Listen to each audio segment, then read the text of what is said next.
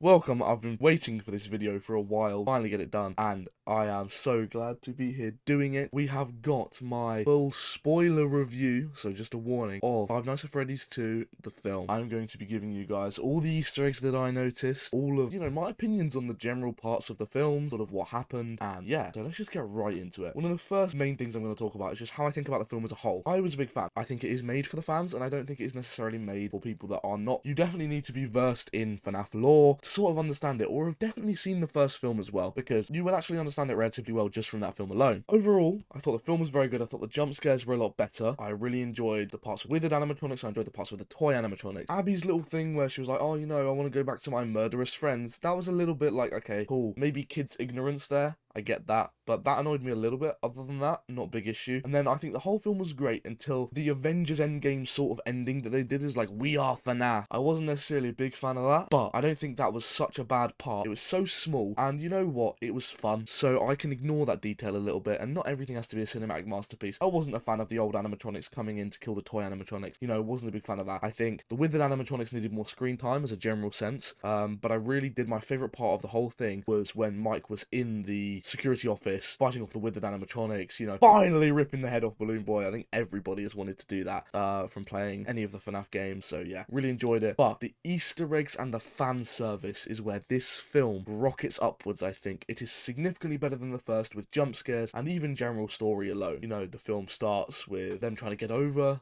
the end of the first film. You have these new explorers who get stuck in the new restaurant. You get the introduction of Michael. You see Henry, Emily. I'm loving all these things. And then it ends with Vanessa being possessed by the puppet. And I think the possession thing with the puppet, very cool as well. That's a very good way of doing it. And to be honest, the marionettes jump scares were the best. Like, 100%. That if we're talking genuinely nearly getting me, or getting me the first time I watched it, it was those. So I really, really like that. When it comes to Easter eggs though, and for people that have played FNAF 2 games, or even any of the other games, there is a lot of them, and we're going to get to them right now. In no particular order, I am going to start with, I think, one of the ones where you blink, you miss it, where it shows Shadow Bonnie. Big fan of that. This was when Mike was fighting off the withered animatronics. He shines the light on it, literally about 1 or 2 frames. You get to see the Shadow Bonnie image, and then it disappears. Really cool, and in reference to the game as well, because there's a 1 in, it's like a millionth or a few thousandths chance that Shadow Bonnie appears, and you have a certain amount of seconds to flash it with your flashlight. So I really like the fact that that is how those two were linked together. Big fan of that, which is really awesome that they've linked that into the world. Another thing as well is the arcade machines when all the kids are playing around. These arcade machines are Five Nights at Candy's, My Pop Goes, and FNAF World, which I think is really interesting because I guess it means that those are canon now. FNAF World, obviously, but My Pop Goes and Five Nights at Candy's are all canon. I thought that was interesting that they were playing those as well. That's a nice little hidden Easter egg as well that they showed. We obviously then move on. We've got Bellora's music box that Henry Emily gives to Mike in order to sort of keep the puppet away. I thought it was really interesting. And also the FNAF phone box in which Vanessa keeps the toy items in. It's either meant to be that, or it just looks very much suspiciously like it, which I thought was a nice little hint at. I think they definitely did know what they were doing there. Another Easter egg that you move to is Dorco and 8-Bit Ryan walking around at FazFest in costume. So it's really cool having these cameos from very famous people in the FNAF community, which I think is awesome, especially with MatPat voicing Toy Bonnie, even though obviously Toy Bonnie doesn't actually sound like what you think MatPat would sound like, but obviously Toy Bonnie sounds, we know what Toy Bonnie sounds like, so it was a nice mix to have MatPat included there. There was also a post-it note on a computer that references the FNAF 2 minigames saying "you can't." I think is really cool as well. And then I think one of the big famous ones that everyone's finding hilarious is the Freddy doll doing the horror, making that canon, which I think is funny. When I was in the cinema, both times that I've been, every single person laughed at that. So I think that's so funny how they made that canon, which is,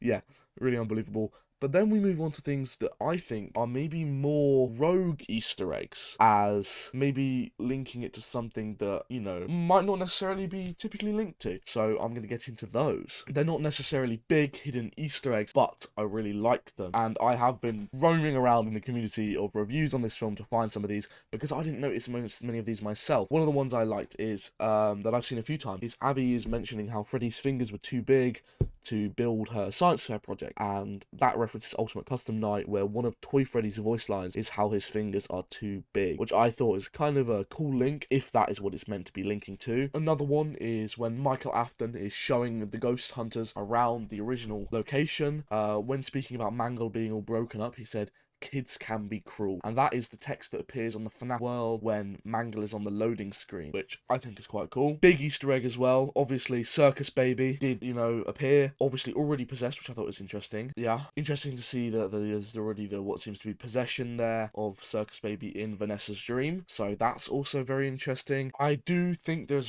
is some references to the books trilogies, the Twisted one with Mike begging the animatronics to help him save Abby, and I think there is other references to some of the other books like the Fourth Closet, but I'm not 100%, which I believe references Vanessa trapped in the closet. Just all these like slight hints at FNAF lore and things in FNAF community, which I find really interesting and I really like. If I've gotten any of these wrong, don't kill me, alright? I am not your #1 FNAF fan, so please feel free to correct me politely in the comments if I've said anything wrong, but I do think I've spotted some nice ones here. I know there is other Ultimate Custom voice line. One was said by Charlotte, and obviously the one I said about Freddy, which I think is very interesting as well, when she's talking to Vanessa, which I thought is quite cool. Another one less of an Easter egg is Corey Kenshin, obviously, big YouTuber, coming back as the taxi driver. Really liked that scene, it was quite funny, especially with Chica's mask falling off. I thought that was quite funny. But I do think my favourite of all these Easter eggs was the Shadow Bonnie one. I thought that was a very cool thing to throw in there. Interesting. I'm also interested to see where they go with the post-credit scene. If you did miss it as well, there was Henry Emily issuing a warning at the end, and then the phone cuts off, so is Henry Emily presumed dead?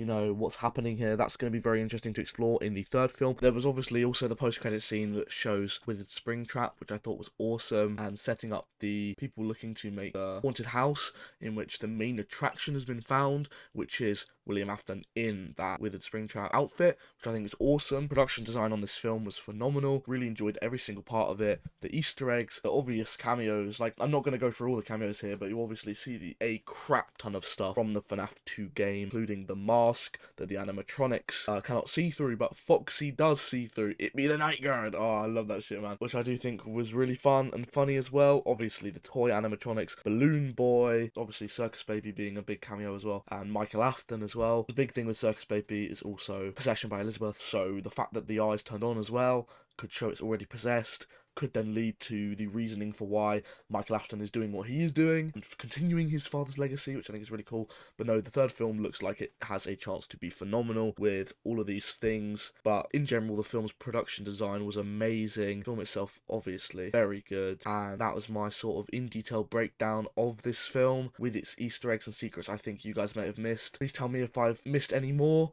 I've heard people throwing out there that Vanny's mask or Shadow Freddy is also shown, but I haven't seen it for myself, so I'm not putting it in this video because I have seen the film twice. I've looked all over the internet. I can see people talking about it. I can see certain people agreeing, certain people disagree, so I'm not going to necessarily talk about that, but there's also a chance that Shadow Freddy and Vanny's mask or one or the other was shown in the film, so that's another very interesting one. But we do know Shadow Bonnie was definite, so that's why I spoke about Shadow Bonnie, and that's my favourite cameo. Cameo Easter egg or whatever. Please tell me if you spot any more in the comments. That'd be awesome. And if you think that I am wrong in what I'm saying on some of them, hey, please feel free to debate me, because hey, I'm free to be corrected at some points, because I do not know everything. So if I've gotten it, please put it down in the comments. And also tell me what you thought of the film as a whole. Definitely for the fans, and I loved it even more in the second watch. And I will see you guys for my next video. Alright, bye bye.